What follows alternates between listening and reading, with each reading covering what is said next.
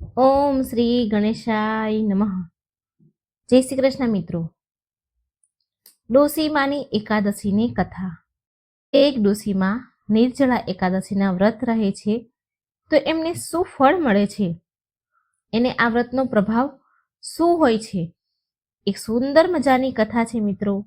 પૂરા ધ્યાનથી મનથી આ વિડીયો સાંભળજો. વિડીયો સારો લાગે તો લાઈક કરજો, શેર કરજો ને આ ચેનલને સબસ્ક્રાઈબ જરૂર કરી દેજો. ઓમ નમો ભગવતે વાસુદેવાય. હે ભગવાન શ્રી હરિ વિષ્ણુ, ભક્ત વત્સલ ભગવાન, જે કોઈ આ વાર્તા સાંભળે, વાંચે, હોકારો ભરે, તેના સર્વ પાપ નષ્ટ કરજો, તેની સર્વ મનોકામના પૂરી કરજો, સારું આરોગ્ય, ધન સંપત્તિ પ્રદાન કરજો અને અંત સમયે તમારું શરણું મોક્ષ પ્રદાન કરજો. જય શ્રી હરિ. એક સમયની વાત છે. એક નદી કિનારે એક નાનું એવું ગામ વસેલું હતું. એ ગામમાં એક ડોસીમાં અને તેનો દીકરો અને તેની વહુ રહેતા હતા. એ ડોસીમાં એના દીકરા વહુ સાથે રહેતા હતા. ડોસીમાં બહુ ધાર્મિક વિચારના હતા.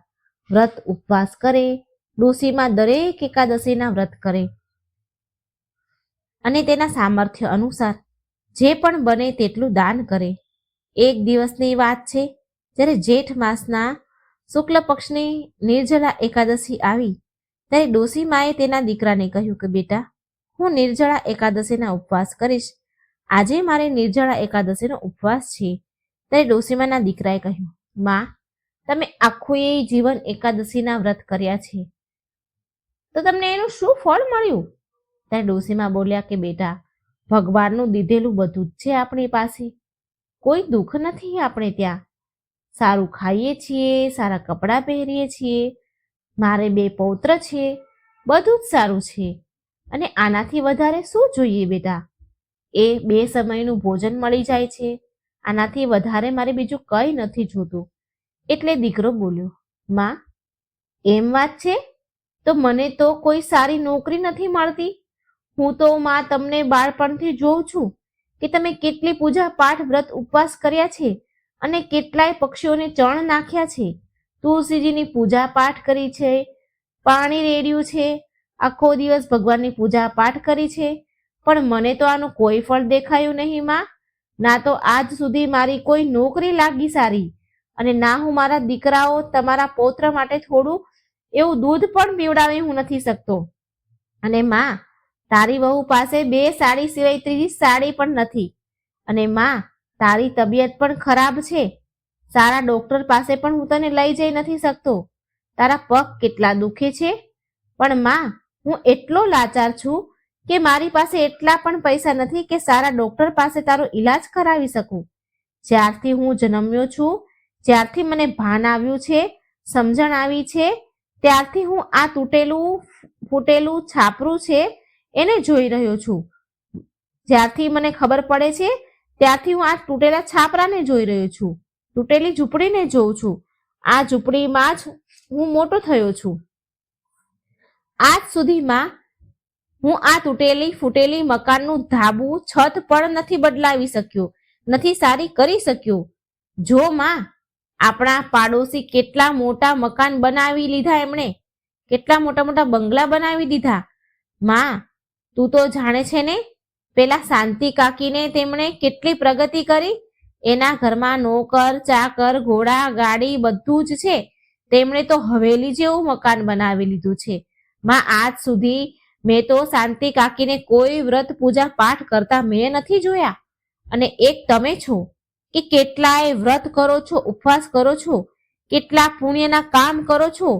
ક્યારેક તુલસી માને જળ ચડાવો, ક્યારેક પીપળાને જળ ચડાવો છો, ક્યાંક દીવો પ્રગટાવો છો, ઉપવાસ કરો છો, પણ માં, શું તમને શું ફાયદો થયો માં?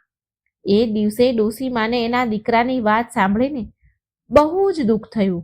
એના દીકરાએ ખૂબ સંભળાવ્યું, બહુ દુઃખ થયું ડોસીમાને, અને ડોસીમા બહુ દુઃખી થઈ ગયા, બહુ ઉદાસ થઈ ગયા. એ દિવસે ડોસીમાને એકાદશીનું વ્રત હતું.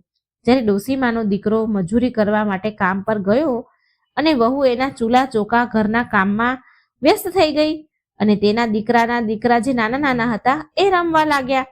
પછી ડોસીમા ભગવાનને મળવાનો પાક્કો નિર્ણય કરીને ઘરેથી ચૂપચાપ નીકળી ગયા અને ગામની બહાર નદીના કિનારે જે જંગલ હતું ત્યાં ચાલતા ચાલતા જાય છે. જંગલ વચ્ચોવચ પહોંચી ગયા. જંગલમાં પહોંચી ગયા બાદ ડોસીમાને એક ગાય મળી. એ ગાયને પ્રસવ કાળનો સમય આવવાનો હતો, એટલે કે ગાય જે વિયાવાની હતી તેને બચ્ચું થવાનું હતું. એટલે એ ગાયને પ્રસૂતિ થવાના કારણે દર્દથી તે તડપી રહી હતી. પ્રસવ કાળની પીડા થઈ રહી હતી એને. ગાય પાસે કોઈ જ ન હતું કે ગાયની કોઈ મદદ કરે. ડોસીમાને આ ગાયને જોઈને બહુ જ દયા આવી. ડોસીમા એ ગાય પાસે જઈને બેસી ગયા અને તેના પેટ પર હાથ ફેરવવા લાગ્યા, હળવો હળવો. ત્યારે એ ગાય ડોસીમાને કહે છે, ડોસીમા, તમે આ ઘોર જંગલમાં ક્યાં જઈ રહ્યા છો? ત્યારે ડોસીમા બોલ્યા કે આજે મારા દીકરા વહુએ મને બહુ મેણા માર્યા છે કે મને એકાદશીના વ્રતનું કોઈ ફળ નથી મળ્યું. જ્યારથી મને સમજણ આવી છે ત્યારથી હું એકાદશી કરી રહી છું અને આજે મારે નિર્જળા એકાદશીના વ્રત છે. વહુ દીકરાના મેણા મારાથી સહન ન થયા, એટલે આજે હું ભગવાનને મળવાનો નિર્ણય કરીને હું નીકળી ગઈ છું ઘરની બહાર. અને મને જ્યારે ભગવાન મળશે ને ત્યારે જ હું ઘરે જઈશ. હું ભગવાનને મળીને પૂછીશ કે હે પ્રભુ, મારા વ્રત ઉપવાસમાં શું કમી રહી ગઈ હતી કે મને હજી સુધી એકાદશીના વ્રતના ફળ ના મળ્યા?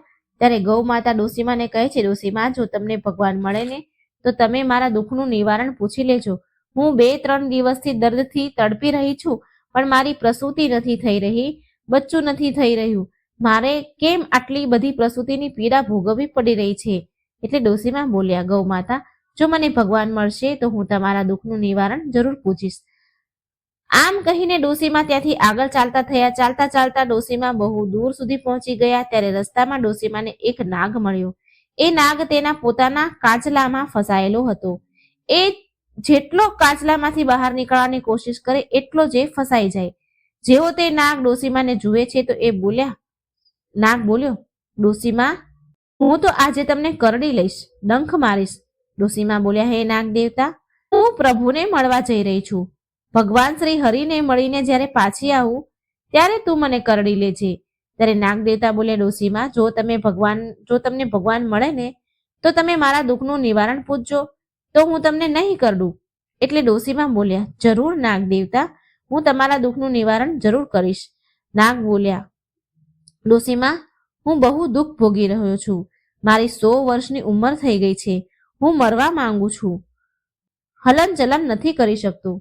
હું ખુદની કાચલીમાં જ ફસાઈ ગયો છું. ક્યારે હું મારી કાચલીથી છૂટીશ અને મને ક્યારે મુક્તિ મળશે? આટલું તમે ભગવાનને જરૂર પૂછજો.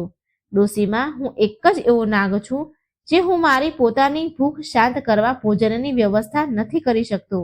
હું શિકાર કરવામાં પણ અસમર્થ છું. ડોસીમા, શું તમે ભગવાનને મારા દુઃખનું નિવારણ પૂછશો? તો ડોસીમા બોલ્યા, હે નાગ દેવતા, હું જરૂર પ્રભુને પૂછીશ. ડોસીમા આટલું કહીને આગળ વધ્યા. ચાલતા ચાલતા ડોસીમાને સાંજ પડી ગઈ. આગળ તો ભયંકર જંગલ હતું. ઉપર વૈકુંઠમાં બેઠેલા ભગવાન વિષ્ણુ અને માતા લક્ષ્મી આ બધું જ દ્રશ્ય જોઈ રહ્યા છે. ત્યારે મા લક્ષ્મીએ ભગવાન શ્રી હરિને કહ્યું, હે પ્રભુ, આ ડોસીમા તમને મળવા માટે તેના ઘરેથી નીકળી પડ્યા છે અને ઘોર જંગલ છે. ઘોર જંગલમાં પહોંચી ગયા છે. હવે તો તમારે એની મદદ કરવી જ પડશે. જો તમે આજે ડોસીમાની મદદ નહીં કરો અને આજે જો ડોસીમાને કોઈ જંગલી જાનવર ખાઈ ગયું તો આના પાપનો દોષ પણ તમારા માથા પર લાગશે. તો ભગવાન વિષ્ણુ બોલ્યા, હે લક્ષ્મીજી, તમે સત્ય કહો છો. મારે આ ડોસીમાની મદદ કરવા જવું જ પડશે પૃથ્વી પર. પછી ભગવાન વિષ્ણુએ એક બ્રાહ્મણનો વેશ ધારણ કર્યો અને ત્યાં ઘોર જંગલમાં એક પીપળાના ઝાડ નીચે બેસી ગયા. ત્યારે એ ડોસીમા ત્યાંથી નીકળ્યા. બ્રાહ્મણ વેશમાં ભગવાન બોલ્યા, અરે ઓ ડોસીમા, ક્યાં જાઓ છો? આગળ તો ભયાનક જંગલ છે. ખૂંખાર જાનવરો મળશે ને, જંગલી જાનવરો ખાઈ જશે. પાપણ ઝબકતા જ તમને ખાઈ જશે. ડોસીમા બોલ્યા, બ્રાહ્મણ દેવ, આજ તો મારે ભગવાન શ્રી હરિને મળીને જ ઘરે જવું છે. એમને મળીને જ રહીશ, ત્યાં સિવાય હું પાછી નહીં જાઉં. આજે ભગવાનને મારા દુઃખનું નિવારણ પૂછીને જ હું પાછી જઈશ. તે બ્રાહ્મણ વેશધારી ભગવાન શ્રી હરિ બોલ્યા કે અરે ડોસીમા, જો તમને ભગવાન મળશે તો શું તમે એને ઓળખી જશો? તો ડોસીમા બોલ્યા, હા, હું મારા પ્રભુને જરૂર ઓળખી જઈશ. મારા પ્રભુ મધુસૂદન, ભગવાન મારા માધવજી ગળામાં વૈજંતી માળા, સુદર્શન ચક્રધારી પીતાંબર પહેરેલા, કેસરિયા વસ્ત્ર ઓઢેલ છે. શેષ નાગની સૈયા પર બિરાજમાન રહે છે અને માતા લક્ષ્મી મારા પ્રભુના શરણ દબાવતા રહે છે. આવા મારા જગતના પાલનહાર છે, આવા મારા વિષ્ણુ ભગવાન છે. ત્યારે ભગવાન બનેલા બ્રાહ્મણ બોલ્યા કે ડોશીમાં, હું જ ભગવાન વિષ્ણુ છું. તો ડોશીમાં બોલ્યા કે જો તમે ભગવાન વિષ્ણુ છો તો તમે પહેલા મને દર્શન આપો. શું મારી પૂજા, ભક્તિ, વ્રત, ઉપવાસમાં શું કોઈ ભૂલ થઈ ગઈ જે તમે મને દર્શન આપવા નથી માંગતા? ડોશીમાની વાત સાંભળીને, તેની સાચી શ્રદ્ધા ભક્તિ જોઈને ભગવાન વિષ્ણુ સાક્ષાત રૂપમાં પ્રગટ થયા. ડોશીમાને દર્શન આપ્યા. ડોશીમા ભગવાનના ચરણોમાં પડી ગયા, ચરણોમાં નત મસ્તક થઈ ગયા અને ખૂબ રડ્યા. થોડી વાર તો ડોશીમા કઈ બોલી ન ચૂક્યા અને બહુ વાર સુધી મૌન રહ્યા, બોલી જ ન શક્યા. એમનું હૈયું ભરાઈ ગયું હતું. એ તો ભગવાનનું મોહીનું સુંદર સ્વરૂપ નિહાળતા રહ્યા અને મનમાં ને મનમાં બડબડવા લાગ્યા કે હે પ્રભુ, હવે તો મારે કંઈ નથી જોઈતું. મને તમારા દર્શન થઈ ગયા, મારો તો જન્મ સફળ થઈ ગયો, મારા એકાદશીના વ્રત સફળ થઈ ગયા. હવે ભલે દીકરો વહુ મને ગમે એટલા મેણા મારે, ટોણા મારે, કંઈ પણ સંભળાવે કે મને ઘરેથી કાઢી પણ ભલે કેમ ન મૂકે, ભલે મારી સાથે ગમે તે કરે, હું બધું હસીને સહન કરી લઈશ. હવે મને ભગવાનની સિવાય કંઈ ન જોઈએ. ત્યારે ભગવાન શ્રી હરિ બોલ્યા, એ ડોશીમાં, હવે તમે ઘરે પાછા જાઓ. તમારું ઘર અન્નધનના ભંડારથી ભરાઈ જશે. તમારા દીકરાને સારી નોકરી મળી જશે. તમારું ઘર સુંદર મહેલ બની જશે. પછી ડોશીમાએ રસ્તામાં મળેલા દુઃખી નાગ અને ગૌમાતાનું નિવારણ પૂછ્યું. એટલે ભગવાન બોલ્યા, માજી, તમે એ નાગની પીઠ ઉપર હાથ ફેરવી દેજો તો એની કાચલી ખુલી જશે, તે આઝાદ થઈ જશે અને નાગને મુક્તિ મળી જશે. ગાયના પેટ પર મારા ચરણની ધૂળ લગાવી દેજો, એના પેટ પર હાથ ફેરવી દેજો, પછી એનો પ્રસવ સફળતાપૂર્વક આરામથી થઈ જશે. ભગવાન કહે છે, ડોશીમાં, એ ગાય અને નાગ એના પૂર્વજન્મના પાપના ફળ ભોગવી રહ્યા છે. ભગવાને ડોશીમાને આશીર્વાદ આપ્યા અને પછી એ ત્યાંથી અંતર્ધ્યાન થઈ ગયા. ડોશીમાએ ભગવાન વિષ્ણુના કહ્યા અનુસાર તેમના ચરણોની ધૂળ લીધી અને સાડીના પાલવમાં બાંધી લીધી અને પાછા ઘરે જવા લાગ્યા. સૌથી પહેલા ડોશીમાને એ નાગ મળ્યો જે તેને કાચળીમાં ફસાયેલો મળ્યો હતો. નાગે જેવા ડોશીમાને જોયા તો ડોશીમાને કહે છે, ડોશીમા, મને લાગે છે કે તમને ભગવાન મળી ગયા છે, એટલે જ તમે પાછા ઘરે જાઓ છો. શું તમે ભગવાનને મારા દુઃખનું નિવારણ પૂછ્યું હતું? ડોશીમા બોલ્યા, હા નાગ દેવતા, મને ભગવાન વિષ્ણુના દર્શન થઈ ગયા અને મેં નાગ દેવતા તમારા દુઃખનું નિવારણ પૂછ્યું. પ્રભુને આમ કહી ડોશીમા ડરતા નાગની પીઠ ઉપર હાથ ફેરવા લાગ્યા. એ જ સમયે નાગની કાચળી છૂટી ગઈ. નાગ કાચળીમાંથી આઝાદ થઈ ગયો અને તેણે દિવ્ય દેહ ધારણ કરી લીધો.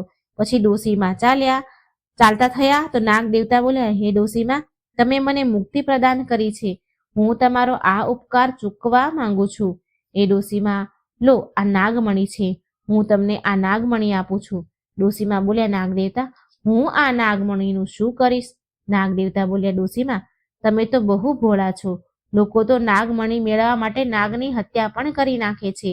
ડોશીમા, આ નાગમણી લઈ લો અને જે પણ વસ્તુ તમને જોઈએ તે તમે આ નાગમણીથી માંગશો એ એવી જ હાજર થઈ જશે.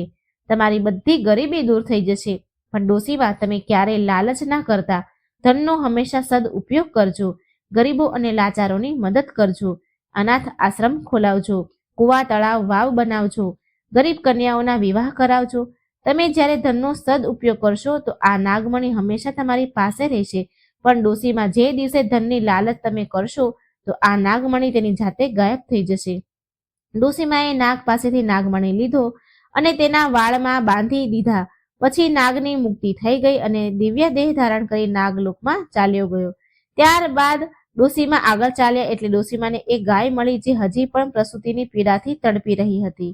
ડોશીમાએ ભગવાનના ચરણની ધૂળ ગાયના પેટ પર લગાવી એટલે ગાયની પ્રસૂતિ આરામથી થઈ ગઈ. કારણ કે ડોશીમા ભગવાનના ચરણોની ધૂળ ગાયના પેટ પર લગાવીને ધીરે ધીરે હાથ ફેરવા લાગ્યા અને હાથ ફેરવતા ફેરવતા ડોશીમાએ જંગલમાં ઘટેલી બધી વાત પણ કહી જે ભગવાન વિષ્ણુ સાથે એમણે વાત કરી હતી. થોડી વારમાં ગાયે સુંદર વાછરડાને જન્મ આપ્યો. ડોશીમાં ત્યાં જ બેસી ગયા એ જોવા કે ગાય અને વાછરડું બંને સુરક્ષિત છે.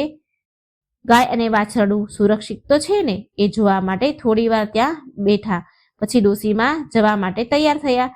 તો ગાય બોલી, ડોશીમાં તમે મને મારા બચ્ચાને છોડીને ક્યાં જાઓ છો? ડોશીમાં તમે તો મને નવું જીવન આપ્યું છે, હું તમારો ઉપકારનો બદલો ચૂકવવા માંગુ છું. ડોશીમાં તમે મને અને મારા બચ્ચાને તમારી સાથે ઘરે લઈ જાઓ. આ સાંભળીને ડોશીમાં બહુ ખુશ થયા. ડોશીમાએ ગાયના વાછરડાને ઉઠાવી લીધું અને આગળ આગળ ડોશીમાં અને પાછળ પાછળ ગાય જલ્દી ગામમાં પહોંચ્યા અને તેની ઘરની પાસે પહોંચ્યા. તો એમણે જોયું કે એની તૂટેલી ઝૂંપડી એક સુંદર મહેલમાં બદલી ગઈ છે અને ત્યાં તેમના પૌત્ર દીકરા દીકરીઓ નાના નાના રમી રહ્યા છે. તો છોકરો જેવો તેના દાદીમાને જુએ છે કે બૂમો પાડવા લાગ્યો, મમ્મી મમ્મી, પપ્પા પપ્પા, જલ્દી આવો, દાદીમા આવી ગયા છે, દાદીમા આવી ગયા છે. આ સાંભળી વહુ ભાગીને બહાર આવી અને તેની સાસુમાના પગમાં પડી અને વહુ બોલી, માજી તમે ક્યાં ચાલ્યા ગયા હતા? દીકરો અને વહુ એના કડવા વચનોની માફી માંગવા લાગ્યા અને રડવા લાગ્યા કે માં તમે ક્યાં ચાલ્યા ગયા હતા? અમે તમને કેટલા શોધ્યા, બહુ ખરું ખોટું કીધું. બંને જણ ડોશીમાની ખૂબ માફી માંગે છે. ડોશીમાનો દીકરો બોલ્યો, માં મને બહુ સારી એવી સરકારી નોકરી મળી ગઈ છે, આપણું ઘર સુંદર મહેલ બની ગયું છે. આ બધું માં તમારા એકાદશીના વ્રતના પ્રભાવથી થયું છે. અને પછી વહુએ પણ ખૂબ માફી માંગી. ડોશીમાએ તેના દીકરા અને વહુને પૂરી વાત કરી કે તમારી વાતોથી દુઃખી થઈને હું ભગવાનને મળવાનો નિર્ણય કરીને ચાલી હતી અને હું જેવી જંગલમાં પહોંચી તો મને ભગવાનના દર્શન થયા. કેવી રીતે દર્શન થયા, શું શું થયું, એ બધી જ વાત ડોશીમાએ તેના દીકરાને વહુને કહી. પછી ગાય માતાનું દૂધ તેના પૌત્રને પીવા માટે મળવા લાગ્યું અને નાગમણીથી ડોશીમાના 7 જન્મની ગરીબી દૂર થઈ ગઈ. હવે ડોશીમા નાગમાતાથી મળેલું ધન ગરીબોમાં વેચવા લાગ્યા. તેણે તેના ગામમાં આસપાસના ગામમાં પાણીની પરબો બંધાવી. જે વસ્તુની ગામમાં કમી હતી એ બધું જ કરાવ્યું. ગરીબ બાળકોને ભણવા માટે પાઠશાળા ખોલાવી, સ્કૂલો ખોલાવી, દવાખાના બનાવડાવ્યા અને ગરીબ કન્યાઓના લગ્ન કરાવ્યા, અનાથ આશ્રમ બનાવ્યા. જેના મા બાપ ન હોય એના બાળકો શાંતિથી તેમાં રહી શકે માટે આશ્રમ ખોલાવ્યા. ડોશીમા ધર્મ કર્મના કામ કરવા લાગ્યા. કાચા રસ્તાઓ પાકા બનાવડાવ્યા ગામમાં, જેથી ગામના લોકોને અવર જવરમાં કોઈ હેરાનગતિ ન થાય. તળાવ બનાવ્યા, કૂવા બનાવ્યા. હવે ડોશીમાએ સારા કામ કર્યા. ડોશીમા દિલ ખોલીને ગરીબોમાં મદદ કરવા લાગ્યા અને આમ ડોશીમા પાસે ધનમાં વધારો થતો ગયો અને આમ એકાદશીનું મહત્વ ડોશીમા બધાને સંભળાવવા લાગ્યા, બધાને સમજાવવા લાગ્યા કેવી રીતે એકાદશીના વ્રત કર્યા અને એમનું જીવન બદલાણું. આ ગાથા ગાવા લાગ્યા. ડોશીમાની ચારેય બાજુ બહુ પ્રશંસા થવા લાગી. તેમની પ્રસિદ્ધિ દૂર દૂર સુધી ફેલાવા લાગી.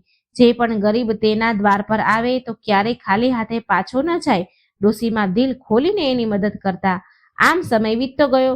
હવે ડોશીમાની ઉંમર થઈ ગઈ. હવે તેમનો અંત સમય આવ્યો હતો. એટલે ડોશીમા સર્વ સુખ ભોગવી ધર્મ કર્મના કામ કરીને ભગવાનના શરણમાં ગયા. તેમનું મૃત્યુ થયું અને મોક્ષ પામ્યા.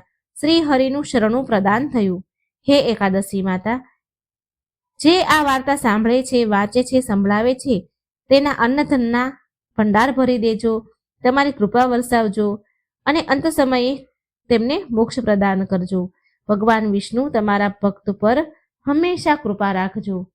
મિત્રો, આ હતી ખૂબ સુંદર પવિત્ર કથા. વિડીયો સારો લાગે તો લાઈક કરજો, શેર કરજો અને ચેનલને સબસ્ક્રાઈબ જરૂર કરી દેજો. બોલવામાં મારાથી કંઈ ભૂલ થઈ ગઈ હોય તો એની માટે માફી માંગુ છું. જય શ્રી કૃષ્ણ. રાધે રાધે.